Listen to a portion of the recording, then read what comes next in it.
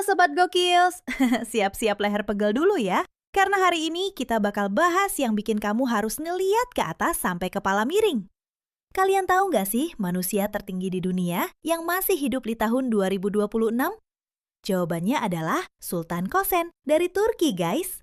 Petani asal Mardin yang udah pegang rekor Guinness World Record sebagai tallest living man sejak 2009. Tingginya resmi 251 cm atau 8 kaki 2,8 inci, hampir 2,5 meter penuh. Bayangin, pintu rumah standar cuma 2 meter, dia harus jongkok setiap masuk rumah. Sultan lahir 10 Desember 1982 dan sekarang umurnya 43 tahun. Sultan menderita pituitary gigantism dan acromegaly. Tumor di kelenjar pituitari bikin hormon pertumbuhan berlebih parah. Jadi, tubuh terus tumbuh bahkan setelah dewasa. Dia udah operasi gamma knife tahun 2010 buat hentikan pertumbuhannya. Dan sekarang stabil. Kalau enggak, bisa tambah lagi sampai nggak bisa masuk pesawat. Fakta unik lainnya, tangan Sultan adalah tangan terbesar di dunia. 27,5 cm dari pergelangan sampai ujung jari tengah. High five sama Sultan, tangan kamu kayak boneka Barbie di tangannya. Kakinya, ukuran kiri 36,5 cm dan kanan 35,5 cm.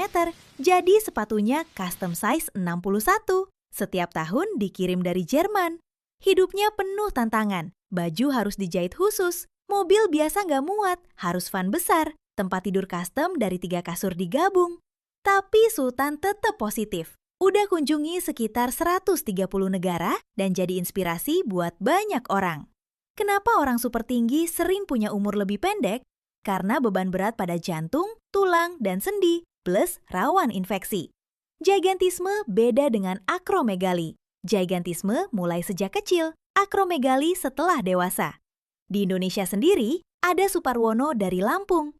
Tahun 2009 diukur resmi oleh MURI setinggi 242 cm atau 7 kaki 11 inci. Jadi orang tertinggi di Indonesia dan Asia Tenggara. Cuma selisih 9 cm sama Sultan. Jadi belum masuk Guinness resmi. Sekarang kita mundur ke sejarah. Rekor sepanjang masa masih dipegang Robert Wadlow, dijuluki Alton Giant dari Amerika.